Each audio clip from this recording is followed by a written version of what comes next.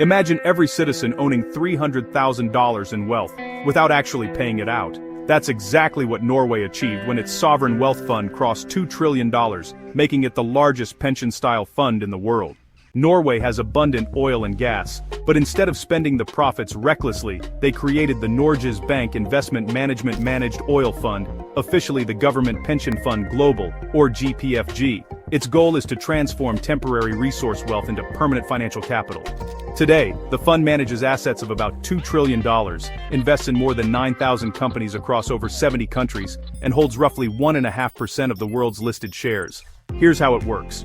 Norway channels its oil sector surplus into the fund. The fund invests globally, roughly 70% in equities, about 27% in bonds, and a small slice in real estate and renewables. Crucially, the government uses only the expected real return from the fund each year, which is about 3% for the budget.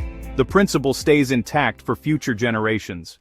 What does this accomplish? It smooths out volatile oil income. It builds a buffer for when oil runs out or prices crash. It supports pensions, healthcare, and infrastructure for the long term. And for Norwegians, it means national savings, about $340,000 per citizen if you do a simple division of fund assets by population. Now, let's flip to the United States. The United States has about $37.8 trillion in gross national debt as of October 2025. Debt to GDP is already over 120% and climbing. In other words, America is on the opposite path. Growing liabilities, little in the way of a national savings fund, and significant interest costs. There are three big structural differences. First, revenue source and use. Norway uses resource surplus and locks up the principal, while the United States uses tax and debt, and seldom touches the principal. Second, asset versus liability. Norway builds financial assets, but the United States accumulates liabilities. And third, rule-based discipline. Norway limits annual spending to the expected return.